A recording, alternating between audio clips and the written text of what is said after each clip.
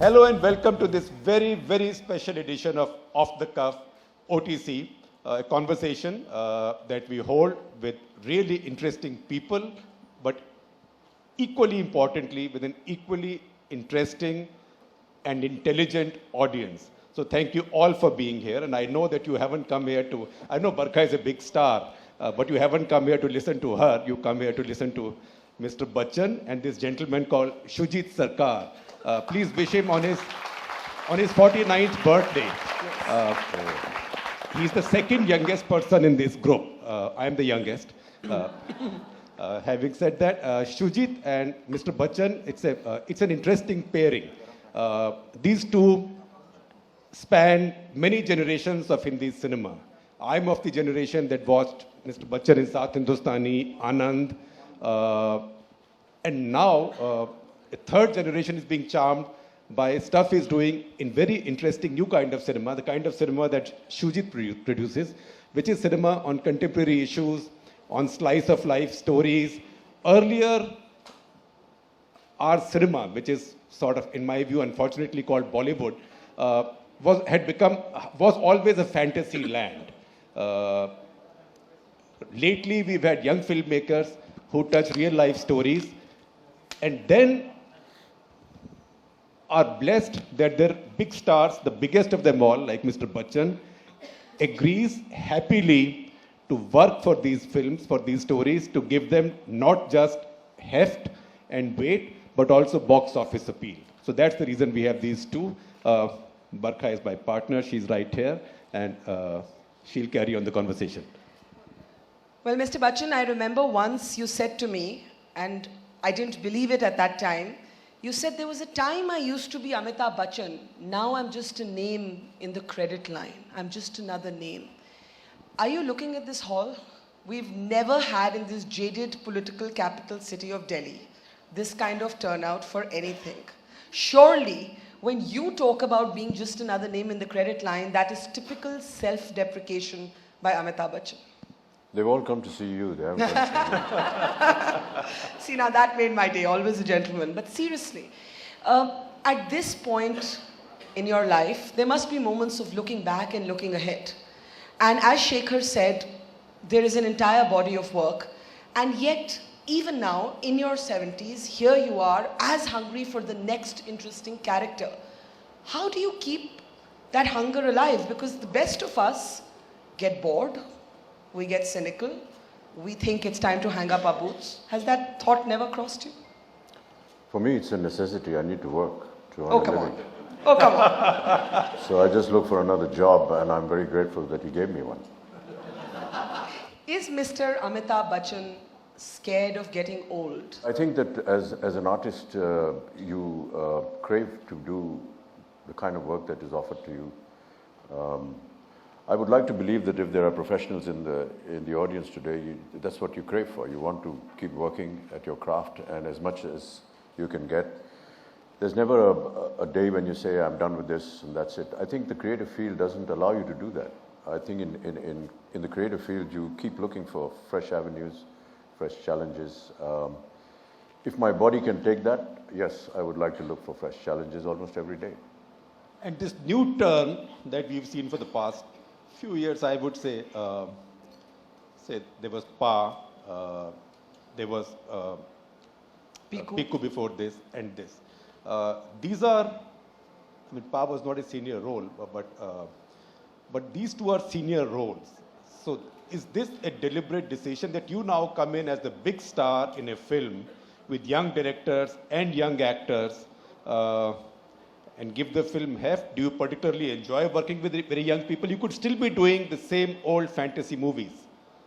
I think that whatever is available at that point of time, whatever the circumstances are, what designs go into the mind of a director as to what he wants to make, and if there's a role that suits my temperament or my age, then it is offered to me.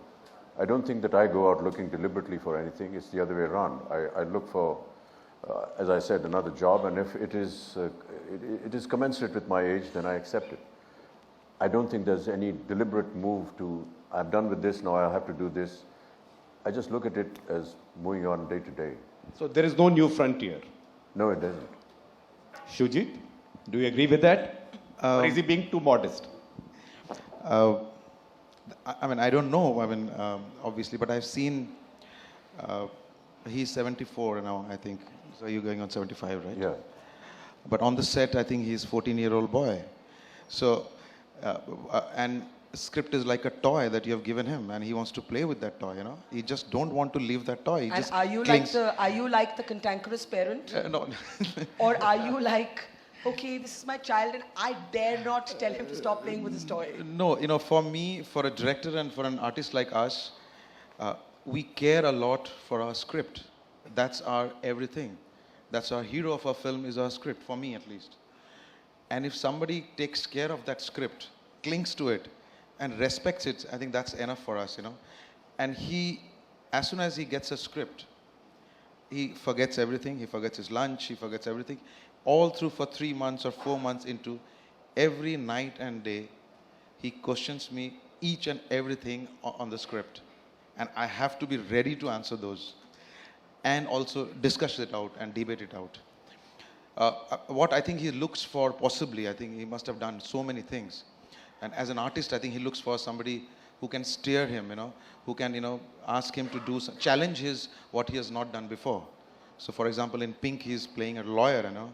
It's a very, very difficult. And on the other hand, in Piku, he's playing a constipated father. So, so it's difficult to accept that kind of. So the next one is going to be a constipated lawyer.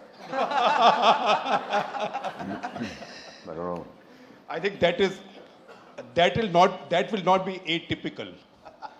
But you know, Mr. Bachchan, you revealed recently, talking about Piku, that Deepika Padukone actually got paid more than you for the film. Is that true? Somebody asked me as a question that there has to be some equality between men and women as far as even pay scales are concerned. And they pointed a finger at me. I said, don't look at me. I was paid less than Deepika Padukone in Piku. It was just an off-the-cuff remark. But yes, I don't mind admitting that. And what's wrong with that? No, it's... I think we could call him our brand ambassador. He said it was an off-the-cuff remark. Thank you very much. Go ahead. But you know, more seriously, do you, pointing to Shekhar's opening comments about how cinema today is more steeped in realism.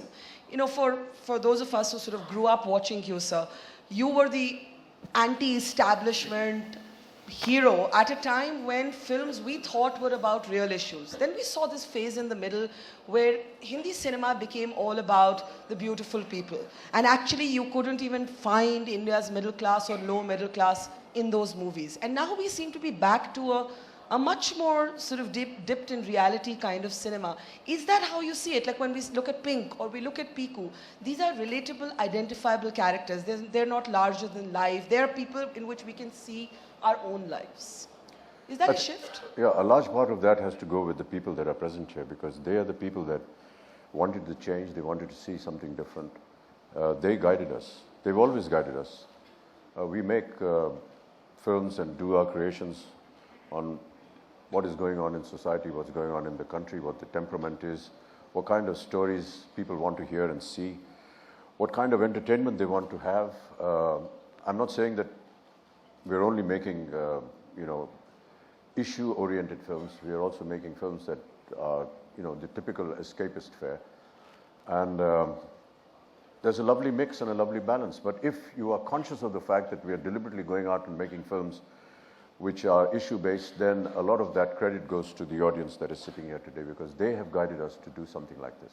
So how many in this audience have seen his earliest films like say Anand? Look at this. So it's a full hall. It's a full hall. And how many members of this audience have seen every Bachchan film? That's almost a full hall as well. There we go. Yeah. This is, on a serious note, this is not a clear indication, because seriously, you've been able to see them because despite the age difference, it's been appearing on television, and television is largely responsible for keeping people like me still alive.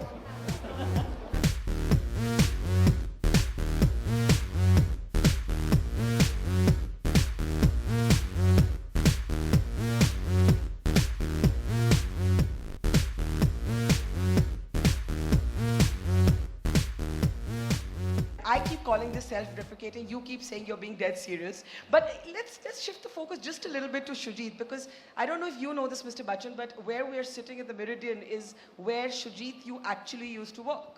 Oh, yes. So what's that story It about? was his first job, and we plotted it like this, that we will do this conversation at the Meridian. Yeah, I mean, I was studying in Bhagat Singh College, and I somehow managed to clear my exams, and I was a football player, as I said. I didn't get my job on my credentials, but Meridian team had a football team, so they were playing match against the Taj team, so they needed a good footballer. So they asked me to play a match, and we won the match, and they said, "Will you?" So he had a sports quota job. Yes. So I had a sports quota job, and that's how it's all started. And I never knew that I will be a filmmaker, or I will What were you doing in this hotel? I was in the accounts department doing debit and credit. See, so he's the finance person. You're asking me to help. He knows it all. Yeah, I just came to know about that today, so I'm going to refer to him later on. Yeah, and it's just started like that. And obviously, Mandi House was just walking distance. I walked in there and started, joined a theatre group and just working on a theatre. So that's how. And theatre is, I tell everybody, all the film enthusiasts, whoever wants to join films, I tell them, don't come to Mumbai first. First, wherever you are, do at least 2 years of theatre. Theatre will ground you. Theatre will teach you. Theatre will teach you social issues, dealing with everyday life, the reflections of everyday life, and then come to Mumbai, and then you will be much more grounded there too. You know, I've asked you this many times before, but I know that the hall would like me to try my luck again. You are a very difficult person to interview because you're very closely guarded. You don't tell us much about yourself. How does one get beyond the Amitabh Bachchan that we see on screen? How do we, for example, get you to open up about your brief flirtation with politics and why you swore off it? Will you always say no comment, or would you surprise me this time? I've never said no comment. I just said that I'm not... He's just given the same comment. No, let's hear him. I just said I'm not qualified for it, and therefore I left it. How would you describe that experience? A mistake, torture, boredom, never again? How would you feel if you were put into the cockpit of a Boeing 707 and asked to fly the plane? I know how will the passengers feel. Yeah, that's how I felt. So I don't know the job. When did you discover that you did not know that job as a politician? Yeah, I think my decision was emotional. I wanted to go and help a friend. But when I went there and when I got into it, I realized that it's got nothing to do with emotion. There's a lot more to it. And I'm incapable of doing that. So I withdrew. You entered politics to help a friend. But was the friendship lost because of this? No, friendship is not lost at all. No, that's the other thing you've never spoken about. How does one talk about friendship? We're friends. So what do you remember about... You can see, this is a difficult interview. This is a difficult conversation to have. You see, all of us have rehearsed this multiple times in real interviews with him. But this is Mr. Bachchan. His defense outside the off stump is better than Rahul Dravid's, I can guarantee that to you. What do you remember before we come back to cinema? And I'm sorry I'm pushing you on this because it's just, we want to know you better. What is your one memory of those few years of being a politician? Do you ever think of that time at all? And if there's anything that I regret, it's that I made a lot of promises for the city of Allahabad and for the people of Allahabad and never was able to fulfill them. I try and do as much as I can in a social capacity, but I know that that's not enough. And that is something that I'm sure that the people of Allahabad will always hold up against me. But I'll have to live with that. In fact, since you talked about all the work you do in your social capacity, we have Ambassador Verma. You told me about the work he's doing for your tuberculosis program. One of the projects we've been privileged to work with you on is the campaign to end tuberculosis in India. And I just wanted to ask you, maybe you could state for the audience and for the people watching why you got involved in that particular campaign and what you think people can do to end TB in India. And what would you say to those people in India who might be afflicted with tuberculosis right now? Yeah. I myself was a TB survivor. I felt that if I talked to the people and talked to the audience, giving my own example, it perhaps would strike a note. Tuberculosis is normally associated, with all due respects, people who have lived in lesser means, in an environment which is not so clean and pure. And therefore, what I did say in the campaign, which actually I designed myself because I wanted to speak as frankly as I could, that despite the fact that we were privileged enough to be living in an environment which was clean and pure, and perhaps lived in better means, you can still get tuberculosis. So it's not something that is only assigned to people who live in lesser means. But why I wanted to say that was that it is curable, and if you are able to attract attention to the medical profession and get yourself checked, it is curable. Excellency, if I can, talk to the people about tuberculosis and tell them that here is a survivor, and if it could happen to me, it could happen to anyone, which is a rather immodest statement to make, but if it's going to help the cause, I don't mind saying it. In fact, that's very So well to talk said. a little because bit for some about a much discussed letter that you wrote to your granddaughters that has become the focus of a lot of online debate. And you're an active online presence, so you've been following the debate. One of course, the stirring things about the letter is that you're telling your granddaughters, and I love that line, you said, never worry about log kya kahenge. Just forget about it.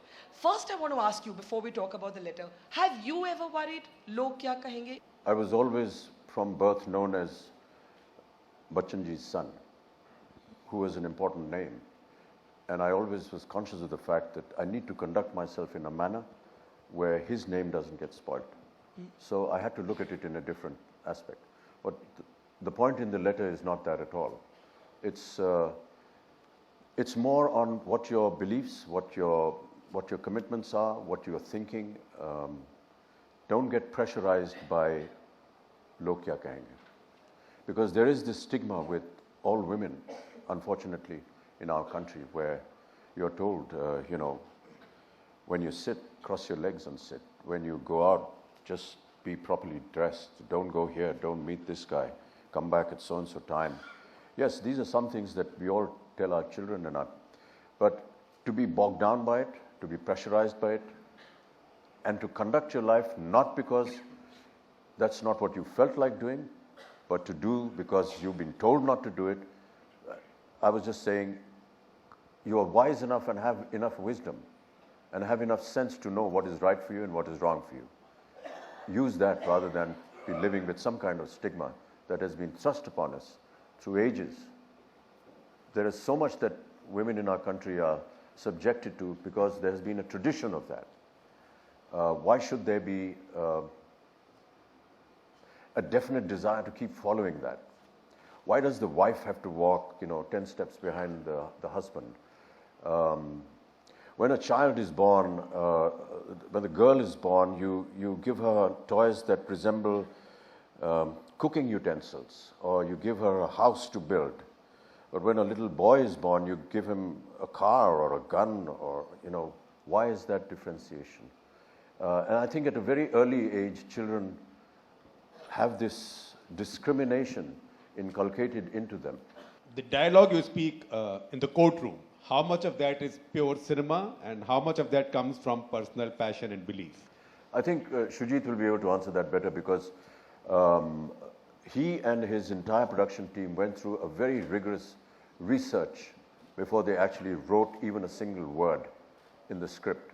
And Shoojit will describe to you, he studied several cases, legal cases, on similar issues, went to courts in Delhi, in Calcutta, in Kolkata, in Bengaluru, in Mumbai, met a lot of lawyers, met a lot of legal dignitaries, went through these cases and sat for months before they actually designed the terminology.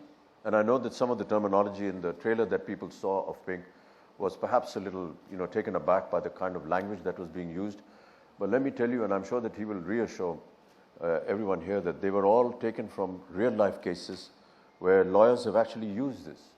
And so there was nothing actually, something that was being, as you put it, Shekharji, deliberately designed for cinema to attract attention. It was something as real as that.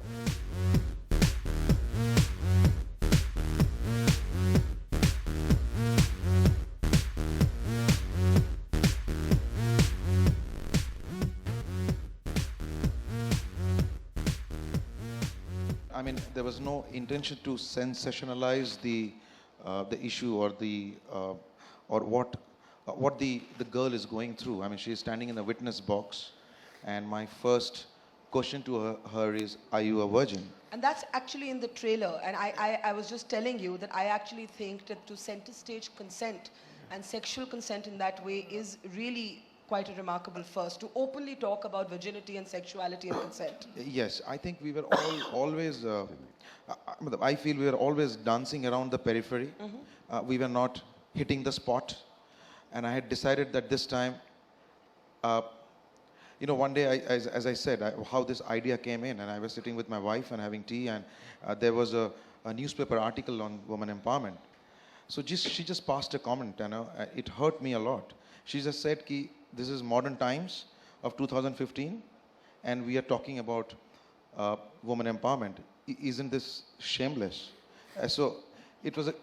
I felt so guilty about it. I was sitting there as a man, as a husband, as a father.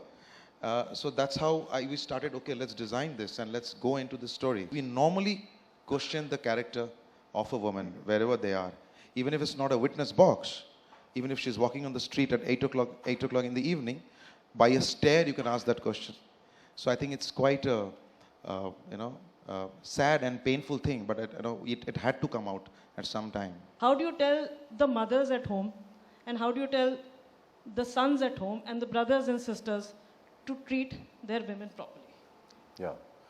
I think at a very early age, the kind of training, the kind of upbringing that you impart to your children, that is very important. If at a very early age you're going to start discriminating, as I said earlier on, giving different kinds of toys to other people, they will grow up with this temperament. And if ever they come across, or you come across, an incident at a very young age, when you feel that there is something going wrong, it needs to be corrected at that point of time so that they don't carry it for the rest of their lives. And I do believe that there is change happening, and I think you can notice that. If you were to ask me personally, I would say that in my 47 years of my association with the film industry, I notice it in my industry. In the 70s and 80s, there were hardly any women or ladies working on set. The only lady on set was the leading lady and her mother, who came as a chaperone. And now you have almost 75% of the staff in a studio on a project comprising of young girls. And they look after almost every department. And that's a great moment of pride for us. They do camera, they do administration, they do production, they do all kinds of jobs. And they are very efficient at it. So that's a change. There's a very important kahawat, Hindi mein kahawat hai, usko badal diya hai ye women consciousness ne aur women empowerment ne. मैं वो कहावत कहूँगा, लेकिन मुझे कहते हुए शर्म आती है वो। कहावत थी कि ढोल गंवार शूद्र पशु नारी ये सब ताड़न के अधिकारी। आज के ज़माने में आप ये हरगिज़ नहीं कह सकते, और ये इसलिए नहीं कह सकते हैं क्योंकि आज everybody has realized that you cannot say that. You talked about your stint in politics, but I'm just curious to know, between politics and cinema, which is a more cutthroat, more ruthless, more unforgiving profession? You'll have to ask somebody who's been seriously involved in politics and seriously involved in cinema to be able to answer that question. I'm the wrong person, really. Is the industry cutthroat? Sorry? Is the film industry cutthroat? I don't think so, no. No? I believe that if you have the talent and the creative capability, you don't have reason to doubt that or to even think about it. You rely on your own talent, the own strength of your talent, and that's how you go ahead. I think we are a wonderful fraternity. There are many aspects of film and filmdom which I feel are great messages for the world in general. When we, and I've said this many times, when we sit inside a closed hall, we never ask the caste, creed, color, or religion of the person sitting next to you. Where in the world do you get institutions which are so integrated as cinema is? We have different communities of people working with us all in one kind of brotherhood. Could we talk a little bit about being political in the deeper sense?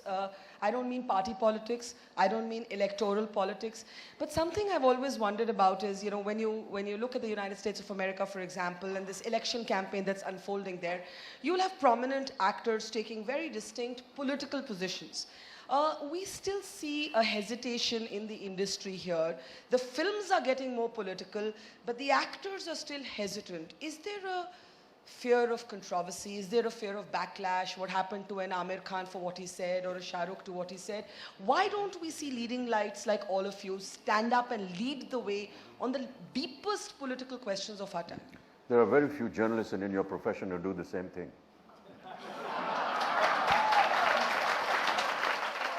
I would plead guilty because no, seriously. Okay. You become an artist. You have people who follow you, who love you, who give you their attention, and there is a desire to reciprocate that. If one of them happens to be a politician, you reciprocate that. So what does that mean? Just because I'm reciprocating somebody's love, I'm going to love his politics? I don't think so.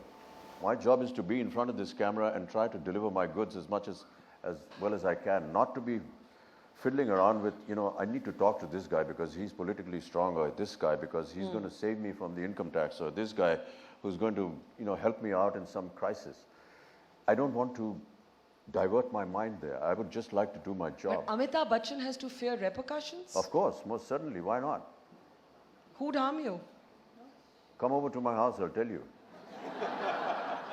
We can talk about it. All I can tell you is that nobody in this city also has the power to help you with income tax, but everybody has the power to harm you with income tax. Yeah, because income tax and death are the only two permanents in life. Absolutely. I wanted to know, do you plead guilty as well for not making statements on political issues, or do you use cinema as a means to make statements? Yes, I think you're absolutely right. My medium of expression is cinema, and in all my films there has been a deep political message for sure. Because even if you see Madras Cafe, what he said, and my first film, Yahan, that was on Kashmir, and there is what the film I made in 2005, I can see it right now. It's happening there. The conversations in that film are so it's evident now. I'm seeing. I'm just sort of surprised. Barkha, you said in Hollywood people do that. I think that they're a more mature audience there. They understand each other. Here it's still a little limited. And I always quote this example. When I was electioneering for the Congress party in Assam, we used to take off in a helicopter, go to various places. We used to give our speeches. And we landed once at a location which was actually by mistake the opposition. In an AGP rally, I was there, sir. Oh, you were there? 1985, right. yes. And we made that mistake, and soon the police came and said, sir, you're going to get attacked here, so you better leave. So we rushed back into the helicopter, and there were all young students in the crowd, and one of them broke the cordon, ran up to the helicopter, where I was sitting, smashed his hand through the window, and put a piece of paper in my hand. And we took off with great difficulty, and when I opened it, it said, Mr. Bachchan, I'm a great fan of yours. Please go away. Don't be here in electioneering because you are dividing my emotion and sentiment. And I think that's one of the things that all artists have to face. We spend an entire lifetime trying to get people to love us for what we are as creative artists, and then suddenly we tell them, now because you love me, start loving my politics. I felt that was wrong. How do you think this movie will affect the current mindset of people about, gender equality? Yeah. A serious question. You're at the right age to be asking this question, let me tell you that. But maybe Shoojit, because he designed something in his mind, and maybe he can start this, and then I can join in later to answer your question. How old are you? I'm 13. All right, absolutely. So film is UA. You can go and watch it for sure. Well, I don't make films to preach the society, no. I don't make films to create any diktats. I create to engage you for 2 hours, the story I believe in.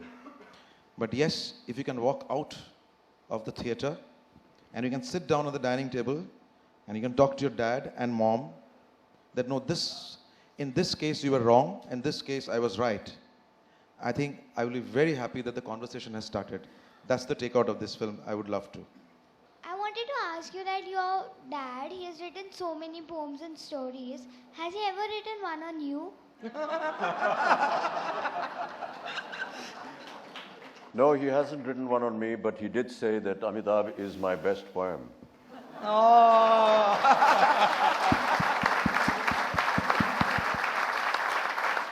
मेरा नाम विमला मेहता है, मैं लेखिका हूँ और मैं आपसे ये जानना चाहती हूँ कि आपके जीवन में आपकी माताजी तेजी बच्चन, आपकी पत्नी जया बच्चन, इनका क्या प्रभाव पड़ा?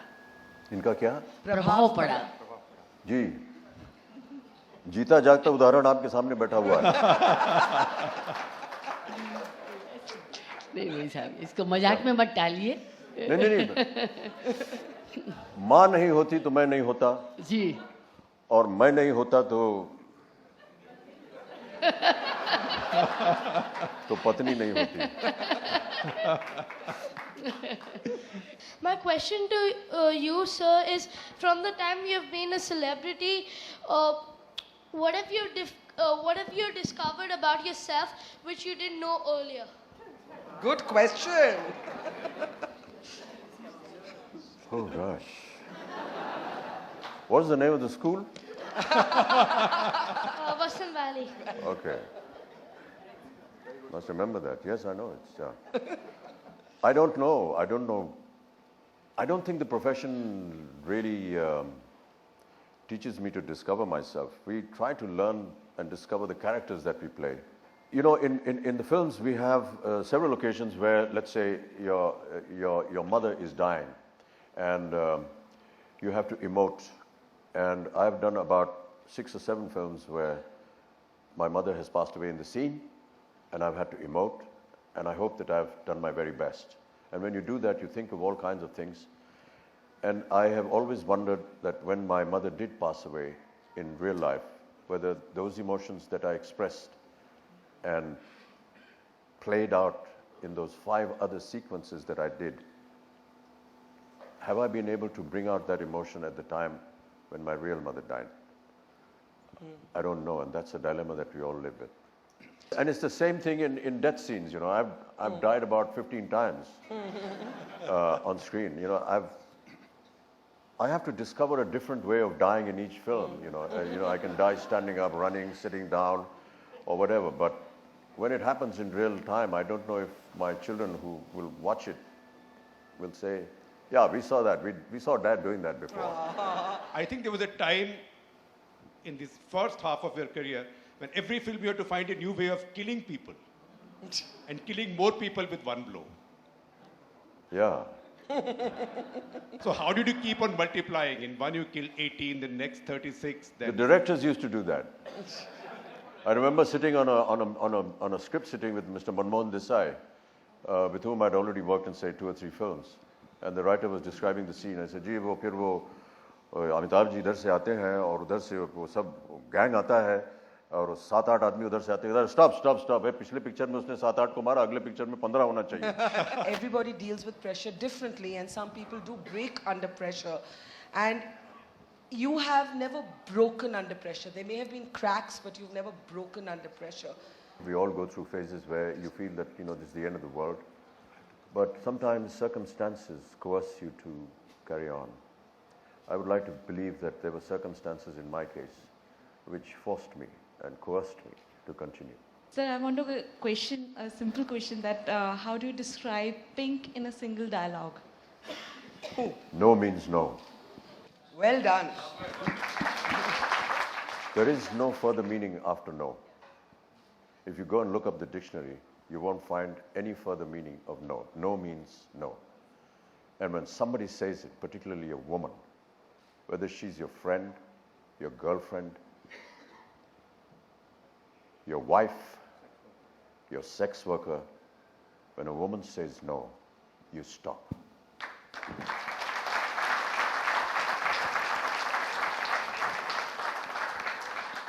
Amit ji, you said nobody is special, but we have a very special guest because she's wearing a Being Bachchan t-shirt. That your first 13 films were actually flops.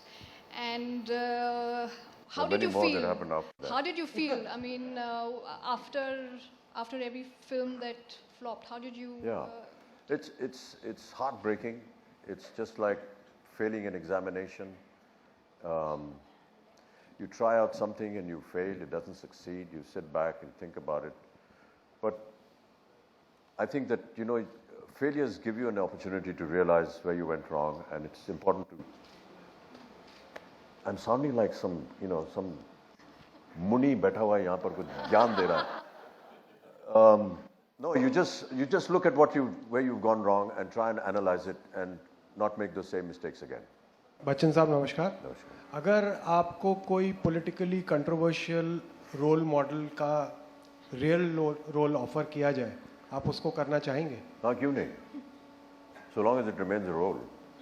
So you will not be afraid to go on screen and act out a politically controversial person. Like who? I will not like to name that. You should name somebody. There's nobody. Maybe she can name it. Bal Thackeray?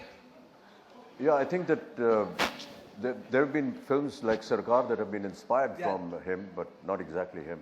But we have a Shoojit story. Is it true that you've never watched a Salman Khan movie? Yes, I have not finished any Salman Khan film. Not as yet. finished or not?